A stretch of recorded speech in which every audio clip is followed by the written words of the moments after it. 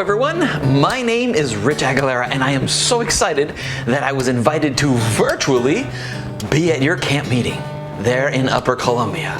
Kids, I am so excited that I can be there at least this way. I'm really sorry that I can't be there in person. That would be awesome, but you know how it is. We've got this situation. We really want to make sure that you're safe and everybody's safe.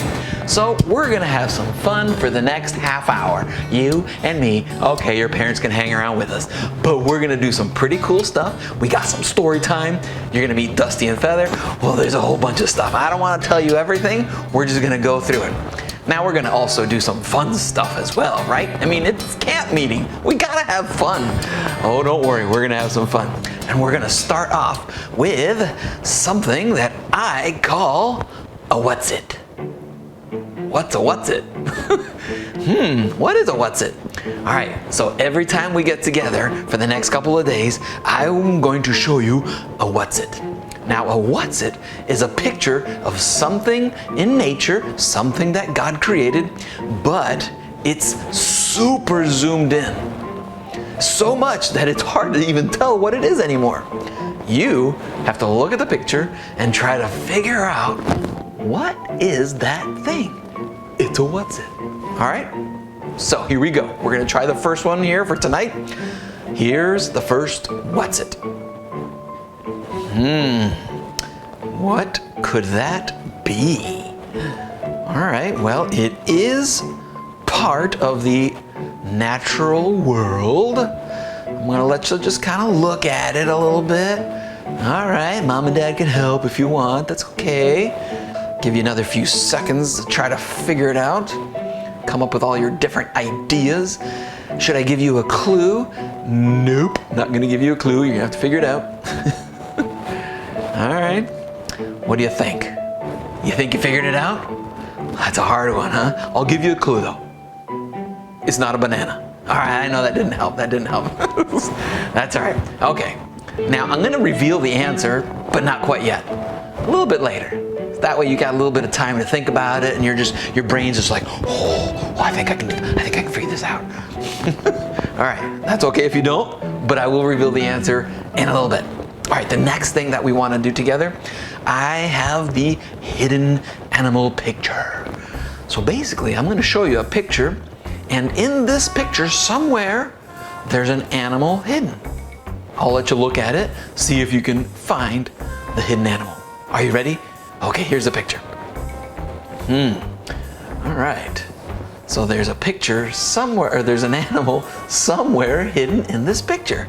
I know you might have to get a little closer to the screen to see if you can figure it out, but somewhere in this picture is an animal.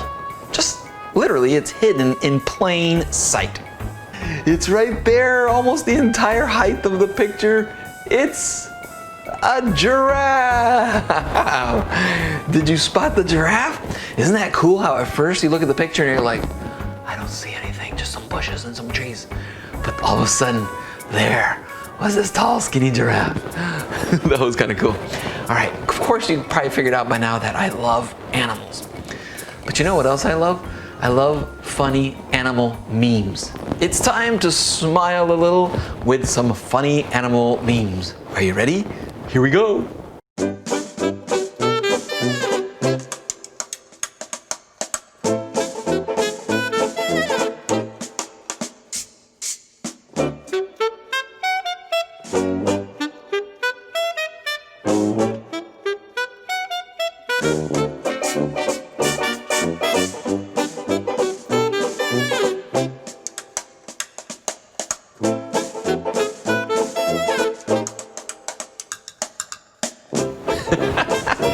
Oh boy, those are funny, those are funny. Don't worry, I'll have some more for you tomorrow. All right, next up, we have some guests on our show today. If you watch the Sabbath School review that I do every week, you may have met them already. They are Dusty and Feather. Ladies and gentlemen, boys and girls, folks from Washington, Oregon, Idaho, or Kentucky, it doesn't matter where you are. Welcome to the Dusty and Feather Show. Hello, everyone! Hello, we're so excited to see you. Oh, yes, so very excited to see the kids on a Thursday. Oh, that's right, Dusty. Usually we have to wait all the way till Sabbath to see them, but I'm so excited that we're part of the Upper Columbia camp meeting this weekend. Oh, yes, me too. I wonder how close we are to Panama and Venezuela. Panama and Venezuela? Dusty, what are you talking about? Did you say that we're part of the Upper Columbia? Yes. Well, I know my geography, Feather, and the upper part of Colombia touches Panama and Venezuela. Dusty, we're talking about Colombia, not Colombia. Say again? I thought you just said Colombia, not Colombia. Well, yeah, I guess I did. I'm trying to say that we're not talking about South America. We're not? Then why did we go eat arepas for lunch today? Oh, that was just me with a craving, Dusty. A craving? While you're craving, I'm thinking that we're in South America? Haven't you ever had a craving? Aren't you always craving nachos? Did you say nachos? Oh, okay. Yeah. Those arepas were really good, though. So Upper Columbia. Yeah, that's this part of Washington and Idaho and Oregon. Oh, okay. So when we're done here, do you think we can swing by Bangkok 103 Cafe? I hear the curry is really good. Dusty. What? I'm really hungry. I only had one arepa. We're supposed to be talking to the kids about an animal, just like we do every Sabbath for our Sabbath school show. But today's Thursday. Maybe we can talk about food instead. What do you think? Well, okay. That's fine. We can make an exception, I guess. Great. After all, God made food as well as the animals. This is true. Maybe we can tell the kids what our favorite food is that God made. Ooh, good call. I think I'm gonna stick with green bean. Green bean? Just one? Remember, they're very filling. Very filling, right. Okay, well, for me, I'd have to say Romanesco broccoli. Can't you just pick a normal veggie? What? They're super tasty and really cool looking too. Here's a picture of one. Oh wow, they are pretty wild looking. Did God create that cool design? He sure did. He thought of every fruit and veggie out there, and he filled them with tons of nutrients so that we can be healthy. God is pretty cool, Feather. It's amazing that all the best, most healthy foods out there are the ones that God made for us. That's true. You know, it's important to make good choices about the foods that we put into our bodies. Right! Eat a green bean every day! A green bean? Dusty, you really should try eating more than one. But I don't want to get too filled up for when it's time to eat arepas and nachos and ice cream floats. Dusty, have you heard of balance? Balance, of course! I own a pair of New Balance sneakers. Not quite what I meant. Oh, you mean balance like walking on a tightrope? No, but you're getting closer. The balance I'm talking about is when you make good decisions about what you put in your body and how much of each thing you eat. Oh, I think I understand. Good. So food experts help us understand how much of each type of food we should eat. Please tell me there's a food group called nachos. Sorry, Dusty, there isn't. And I think nachos is probably in one of the smaller groups. Really? So what are the biggest groups? Oh, that would be veggies and fruits and whole grains. Oh, wow, those sound delicious too. I love fruits and veggies and whole grains. Well, good. That will help us do a good job taking care of the bodies that God gave us. Awesome! I'm out of here. Where are you going, Dusty? Oh, I'm going to see which veggies I can put on my nachos. It's a step in the right direction. See you tomorrow. Okay, Dusty and Feather, they are quite a couple of guys. Let's go now to our next section, which is we're gonna go back to the what's it. It's time to reveal the answer. Did you get it? Did I leave you enough time to stare at it? All right, just in case you didn't have enough time and just in case you forgot what it was, I'm gonna show you the picture again. Here you go. All right, so there you go. It is part of the natural world. Are you ready to find out what it is? You have all your guesses in? All right, the answer is a butterfly wing. Yeah, that was a butterfly wing. Super zoomed in, of course. Wasn't that cool? That's awesome. All right, it's almost time for story time, but not quite yet. We have one more thing that we're gonna do together. It's time to travel to somewhere in the world with Rich. It's a video that I have that I wanna show you. Are you ready? Let's go. Oh, hey everyone, it's me, Rich Aguilera. I'm so happy to see you. You know me, I'm taking pictures of some of God's amazing nature. It's everywhere. Well, I'm glad you're with me here today because I want to talk to you about one of the most feared animals in the world, sharks. A lot of people are afraid of sharks simply because they don't know a lot about them.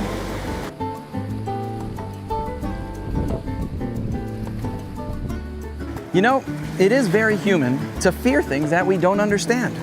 So that's why today, our goal is going to be to learn about sharks. What are we going to learn about? Sharks! That's right, sharks.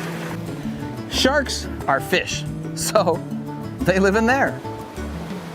There are over 400 different kinds of sharks out there. Different sizes, different appearances, and different behaviors. You know, a lot of people mistakenly think that all sharks like to just bite people. But really, there are only a few kinds that ever attack humans. The great majority of sharks have no interest in you. Phew, that's good. The majority of the bites come from great white, tiger, and bull sharks. That's it. And when they do bite, it's because they thought you were something else, like a seal or a turtle. It's not like they're wandering around looking for people. No. Hey, in order to learn a little bit more about sharks, we're gonna have to go and see them. Come on. Well, the best place to see sharks is in their natural habitat. A habitat is where creatures live, and sharks live in the ocean. What is the name of the place where they live in? Habitat! That's right, their habitat. Our plan today is to go visit some sharks in their habitat, the ocean. So the plan is we're gonna take a boat and go about 3 miles out into the ocean to a place where the sharks hang out.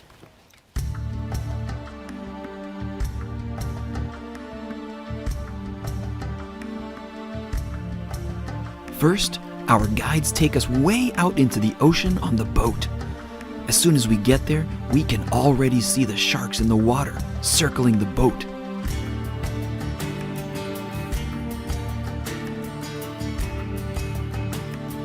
A strong cage is then put in the water.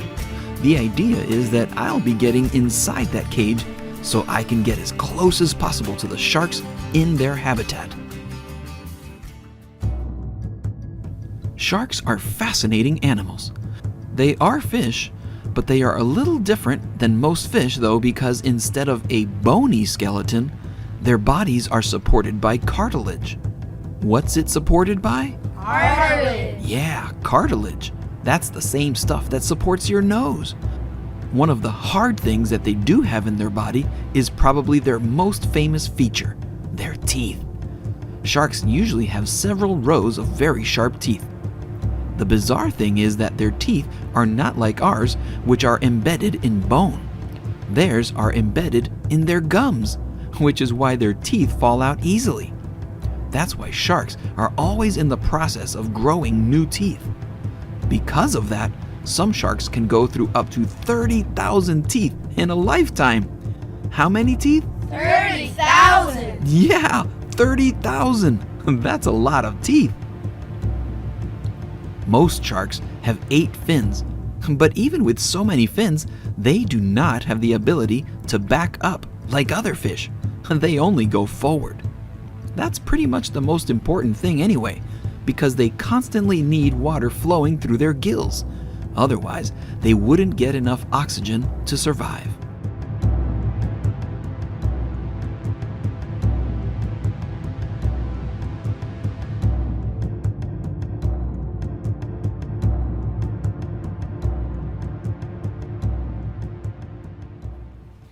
Well, I hope you look at sharks a little bit differently now that we know a little bit more about them. You know, taking pictures reminds me of all the stuff that we learned today. Well, I'm already looking forward to seeing you next time. Remember, God is the creator. Nature is his masterpiece. See ya. You know, a lot of people in the world can sometimes feel like they're in a pretty hopeless situation. And they feel like they need to be rescued. That's why this week for our camp meeting here, we're talking about search and rescue. I had an experience once that I'd like to share with you. We were with our church planning and organizing a mission trip, and we decided that we would organize a trip that would be family friendly so that our kids can go. And it was cool. We organized a trip to Honduras, and our kids got to go, and we were at an orphanage, at a daycare center, and our kids were working with the other kids. It was a really great experience. Now, on the Sabbath, we had church in the morning, and then the local church in town had invited us to come do an AY program for them. So we prepared. We had some skits and some music we were going to take, and we were pretty excited. But we still had a few hours in between, so the people organizing our tours there decided to take us on a little sightseeing tour. They put us on this big old school bus, and they drove us up into the mountains just outside of the city.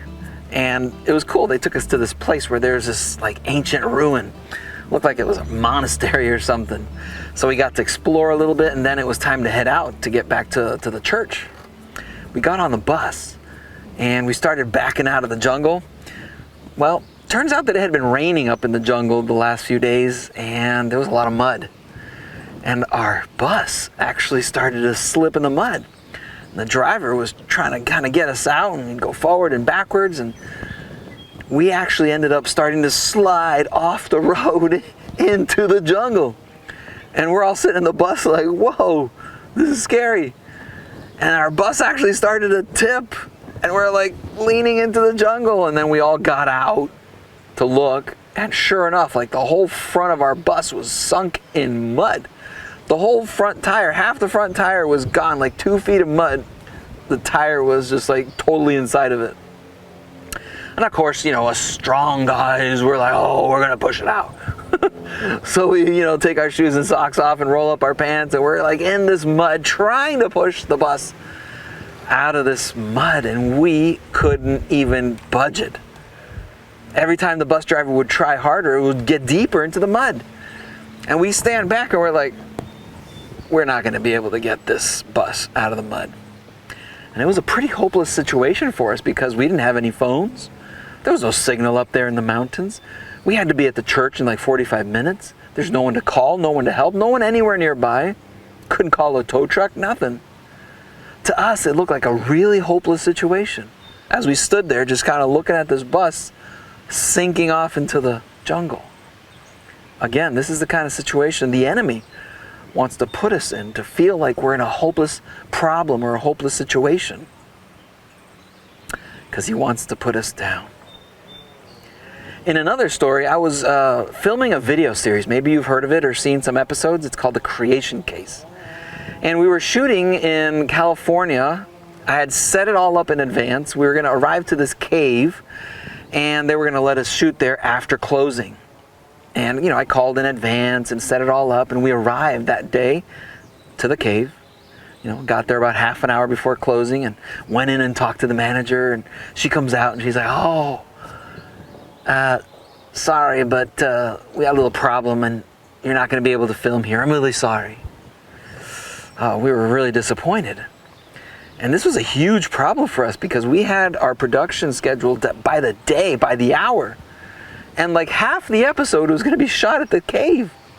And we're like, now what? We went out to the parking lot, me and the crew, and we're like, we were really crushed, really disappointed, and really hopeless. We just like, that's it. This episode's gone. I don't know what we're going to do. Again, that hopeless feeling like there is no way out of this problem. Have you ever gotten yourself into one of those problems like that? Or maybe you're in a situation like that where you're like, this is bad. There's no way out of this. This is hopeless. In another story, I was driving through Australia. I was with my wife. We had gone on a little vacation time, and we went to Cairns, which is in the northeast corner where the Great Barrier Reef is. And from there, we were going to drive to the middle of the continent to see Uluru, Ayers Rock, this big rock right in the middle of the country. And we started driving. We didn't quite realize how far it was, but it was over 2 days of driving, just all day driving. And what we really didn't realize is that there was nothing out there. No towns. Once we left the coast, it was just endless desert. You know, the center of the country is just all red desert. The only thing that there was, like every couple hundred miles, was a roadhouse, which is like a gas station, restaurant, bathroom, hotel type thing. And of course, every time we'd see one of those, we'd like stop, load up on gas, get a snack, and keep going. We were afraid of skipping one of those because we never knew when there was going to be another one, and there was no towns. We would literally drive hours without seeing a single other car. Well, on the second day of our little drive, we started noticing that, you know, we were stopping at every roadhouse, and we look at our tank and we're like, man, we still got 3/4 of our tank. So on one of them, we decided to just skip it. Didn't have to go to the bathroom, wasn't hungry. Let's just go to the next one. Turns out that wasn't a very great idea because we weren't sure when the next one was. And the gas started going down, and the scary part is that little light turned on when you're right at empty.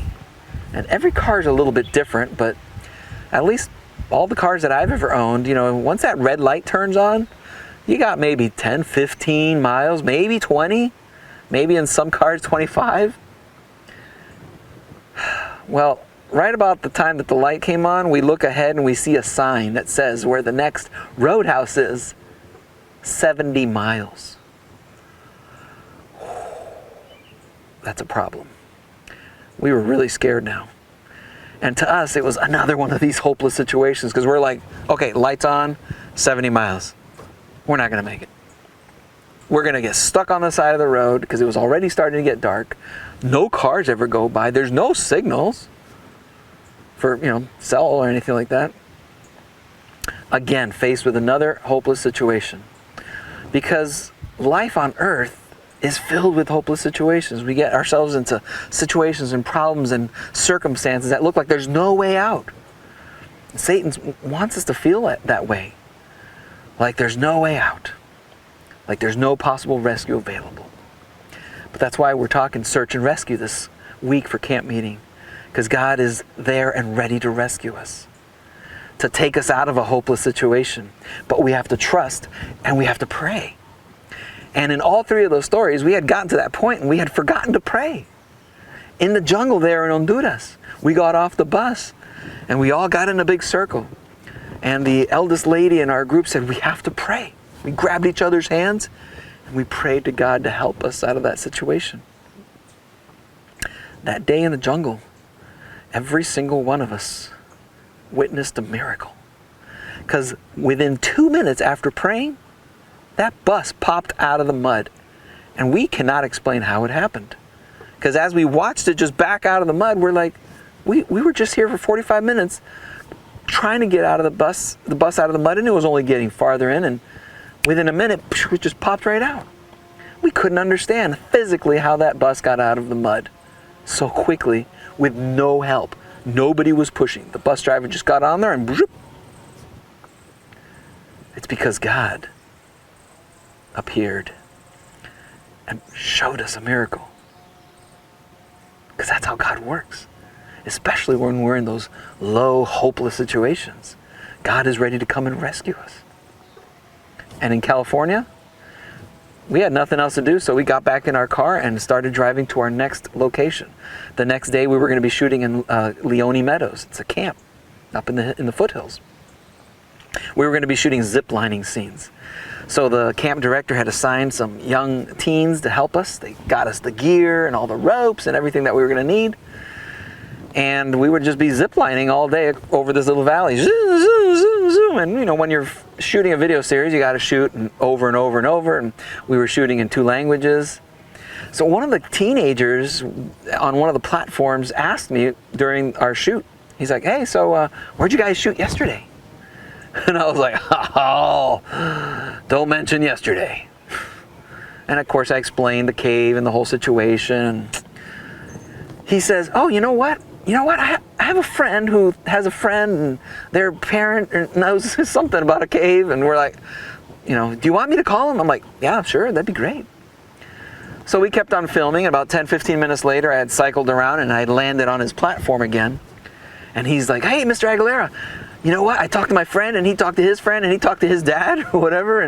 And she said that her dad is willing to help us. He knows where there's a cave. And he'll meet you tonight at this place in this town, and he'll take you to the cave. And we're like, oh, okay, that's great. Let's try it.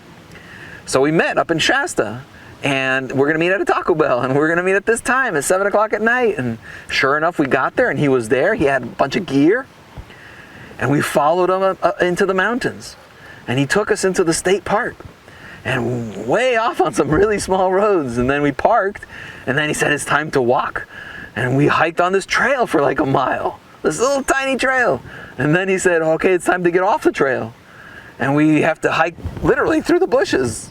It was really slow, but he seemed to know where he was going. And we finally stopped. By now it was like 10, 11 o'clock at night, pitch dark. And he says, we're here. And we're like, I don't see a cave. And he's like, it's right there. And he points down. We're like, oh snap, there's a cave, literally in the ground, a hole about this big. And he says, yeah, I came here like 15 years ago, 20 years ago. It was an awesome cave. And we're like, that's scary. You know what's in there now after 20 years? So he had brought a harness and ropes and all this cool stuff. And he's like, yeah, we're going to go down there. And everybody, Rich, you go first. And I'm like, okay. So I loaded up with all my stuff and harness and roped in.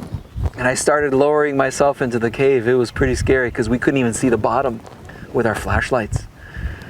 We went down about 30, 40 feet, and then we had to walk over a little bit to another hole, and there was another cave we would go down another 50 feet in. And that's where the cave was, the main cave. We spent the whole night filming in this cave, and it was awesome. It was epic. The cool thing about it, turns out that this episode turned out way better than the episode I had written. The one that I was feeling all hopeless about at the parking lot, thinking, oh, our poor episode is a mess. The episode turned out way better. Why? Because God was in charge. Because we were in a hopeless situation, but God's like, hey, I got you covered. I got a better plan for you. And we just give God glory because that episode turned out so cool. Again, God getting us out of a situation that seems to be hopeless. But for God, there's always an answer, and He can always rescue you, no matter what. And in Australia, I don't know how it happened, but that light stayed on, and the car made it 70 miles all the way to the next rest area, the next roadhouse. And I remember clearly with my wife, we pulled up to that pump, and before we even got out of the car, we prayed. Because we're like, wow, God, how did you just do this? Again, we saw another miracle happen right before our eyes.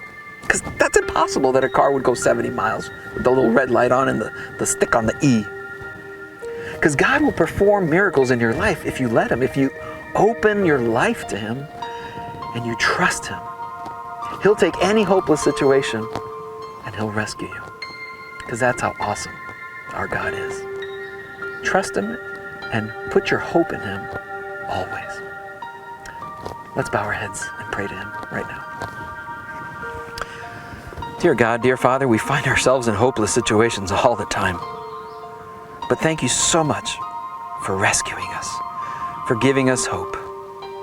Lord, we love you so much. We can count on you every single day. Help us to look to you every day, no matter what hopeless situation we find ourselves in. Let us always look to you. In Jesus' name I pray. Amen.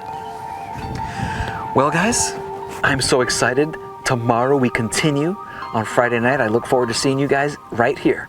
All right? Take care, guys. Bye.